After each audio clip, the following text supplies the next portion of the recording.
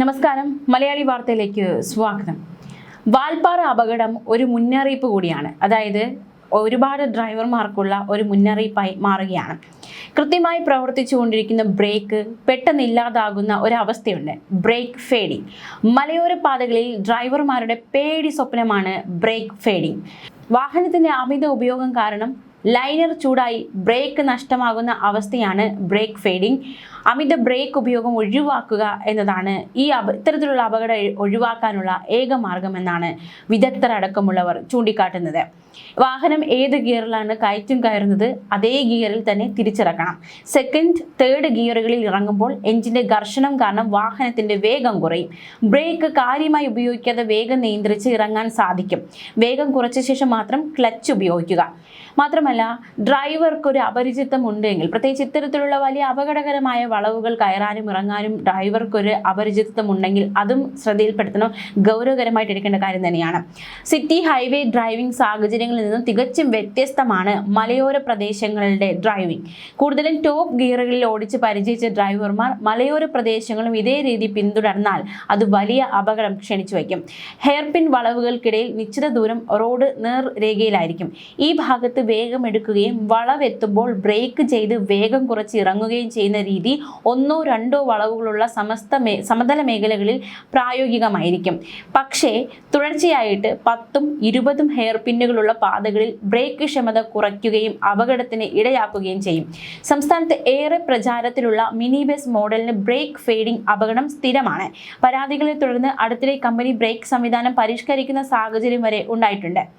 മറ്റൊരു കാര്യം, ഈ വാഹനങ്ങളുടെ രൂപം മാറ്റം അതും വില്ലനാകാറുണ്ട്. ഭാരസന്തുലനം നഷ്ടമാകുന്ന വിധത്തിൽ വാഹനങ്ങളിൽ നടത്തുന്ന രൂപമാറ്റവും അപകടത്തിലേക്ക് നയിക്കാറുണ്ടെന്നാണ് വിദഗ്ധർ വ്യക്തമാക്കുന്നത്. മിനി ബസ്സുകളിൽ AC ഘടിപ്പിക്കുന്നത് ഉൾപ്പെടെയുള്ള രൂപമാറ്റങ്ങൾ ഈ ഒരു അപകടകരമായ രൂപമാറ്റത്തിൻ്റെ ലിസ്റ്റിൽ ഉൾപ്പെടുന്നതാണ്.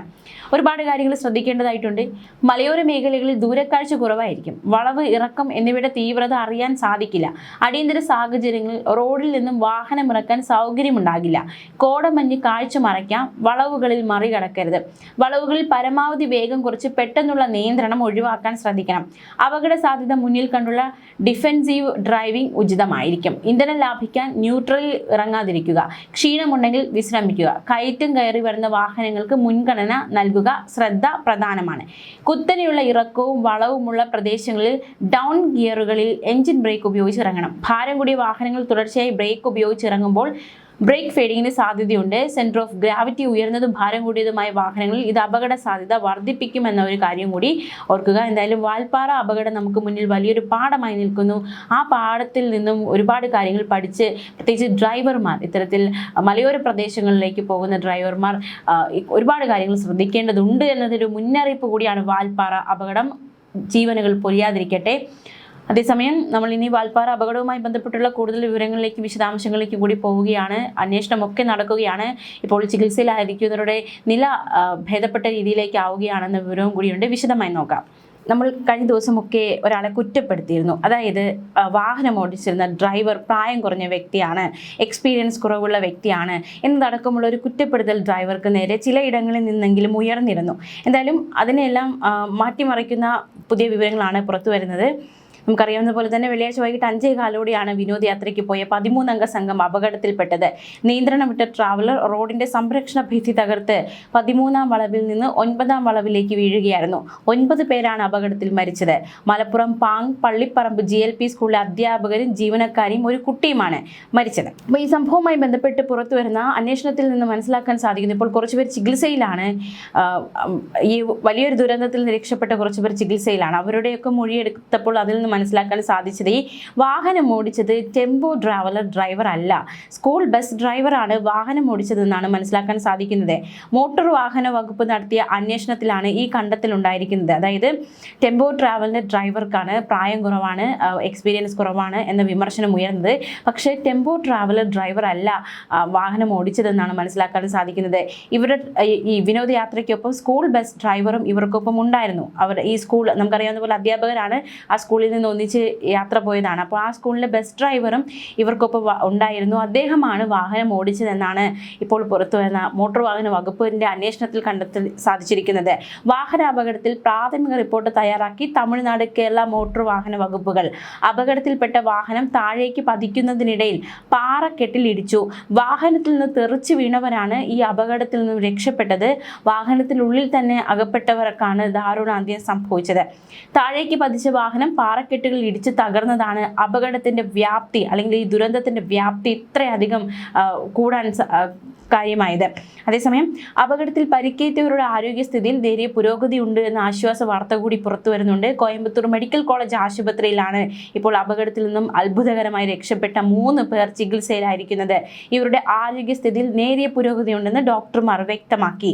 ഈ അപകടത്തിൽ മരിച്ച സാജിദയുടെ മകൻ Shahadeen, van driver Muhammad Fayis, Pang government LP സ്കൂളിലെ ബസ് ഡ്രൈവർ നൌഷാദ് എന്നിവരാണ് ചികിത്സയിലുള്ളത്. ഇവരുടെ ആരോഗ്യനിലയാണ് തൃപ്തികരമെന്ന്, അല്ലെങ്കിൽ ഭേദപ്പെട്ടു വരുന്നുണ്ട് എന്ന് മനസ്സിലാക്കാൻ സാധിക്കുന്നത്. അതേസമയം ഒരു സ്കൂളിലെ ഒരുപാട് അധ്യാപകർക്കാണ് ജീവൻ നഷ്ടമായിരിക്കുന്നത്. ഒരു സ്കൂൾ തന്നെ അനാഥമാകുന്ന സാഹചര്യമാണ് സംജാതമായിരിക്കുന്നത്. ഈ സാഹചര്യത്തിൽ വേണ്ട രീതിയിലുള്ള നടപടികൾ സ്വീകരിക്കുമെന്ന് വിദ്യാഭ്യാസ മന്ത്രി വി ശിവൻകുട്ടി. മലപ്പുറം പാങ്ങ് പള്ളിപ്പറമ്പ് GLP സ്കൂളിലെ വിദ്യാർത്ഥികളുടെ അധ്യയനം മുടങ്ങില്ലെന്ന് വി ശിവൻകുട്ടിയുടെ ഉറപ്പ്. ആവശ്യമായ അധ്യാപകരെ അടിയന്തരമായി താൽക്കാലികമായി നിയമിക്കും. ഇതിനുള്ള നടപടികൾ സ്വീകരിക്കാൻ മലപ്പുറം DEO സുനിതയെയും പൊതുവിദ്യാഭ്യാസ അഡീഷണൽ ഡയറക്ടർ സന്തോഷ് ചുമതലപ്പെടുത്തിയിട്ടുണ്ട്. വിദ്യാലയത്തിലെ കുട്ടികൾക്കായി കൗൺസിലിംഗ് സംവിധാനം ഏർപ്പെടുത്തും.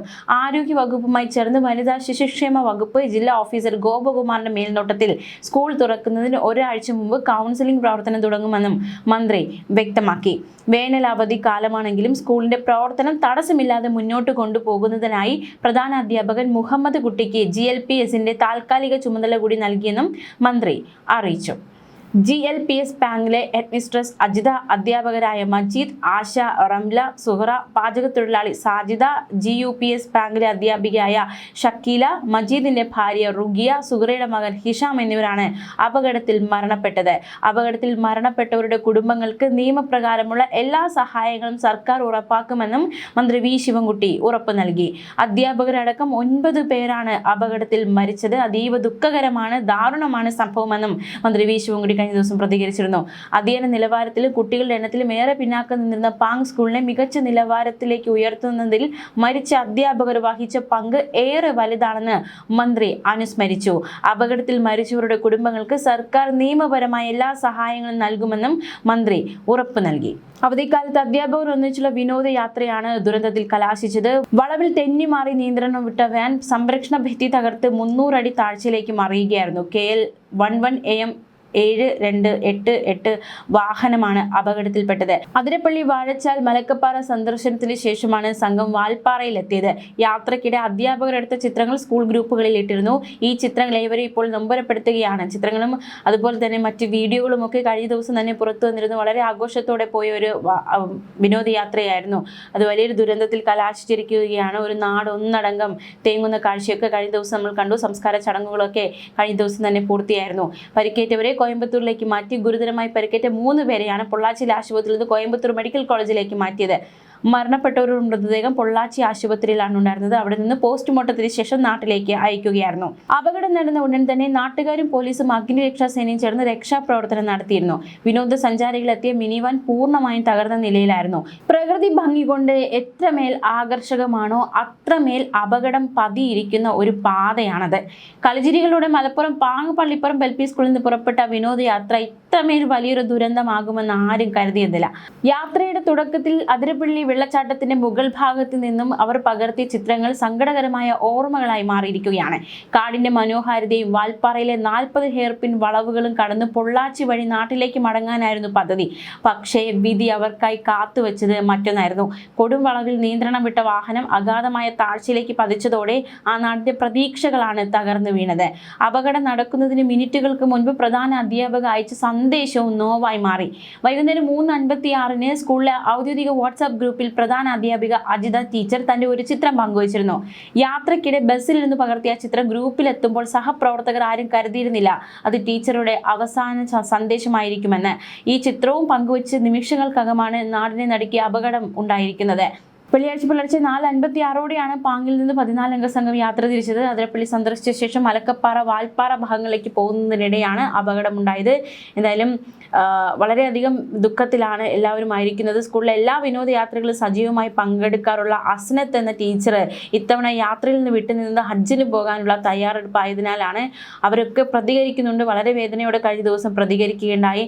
നാടിൻ്റെ പ്രിയപ്പെട്ട അധ്യാപകരുടെ വിയോഗ വാർത്ത പാങ് ഗ്രാമത്തെ ഒന്നടങ്കം കണ്ണീരിലാഴ്ത്തിയിരിക്കുകയാണ്. ഈ ഒരു വലിയ ദുരന്ത വാർത്തയിൽ നിന്നും മുക്തമാകാൻ ആ ഗ്രാമത്തിന് ഇനിയും സമയം വേണ്ടി വരുമെന്ന കാര്യത്തിൽ സംശയമില്ല. പരിക്കേറ്റവർ ഇപ്പോൾ ഏറ്റവും ആശ്വാസകരം ഈ പരിക്കേറ്റവരുടെ നില ഭേദമായി കൊണ്ടിരിക്കുന്നു എന്ന വാർത്തയാണ്. അത് വലിയൊരു ആശ്വാസം നൽകുന്ന കാര്യം തന്നെയാണ്. ഏതായാലും കഴിഞ്ഞ ദിവസം പ്രമുഖരൊക്കെ അനുശോചനം അറിയിച്ചിരുന്നു. മുഖ്യമന്ത്രി പിണറായി വിജയൻ, പ്രതിപക്ഷ നേതാവ് വി ഡി സതീശൻ, അതുപോലെ തന്നെ പ്രധാനമന്ത്രി നരേന്ദ്രമോദി അടക്കമുള്ളവരൊക്കെ അനുശോചനം അറിയിച്ചിരുന്നു. അപകടത്തിൽപ്പെട്ടവർക്ക് ആവശ്യമായിട്ടുള്ള ചികിത്സാ സഹായം നൽകും, മരിച്ചവർക്ക് വേണ്ട സഹായം നൽകുമെന്ന ഉറപ്പൊക്കെ നൽകിയിട്ടുണ്ട്. ന്യൂസ് ഡെസ്ക് മലയാളി വാർത്ത.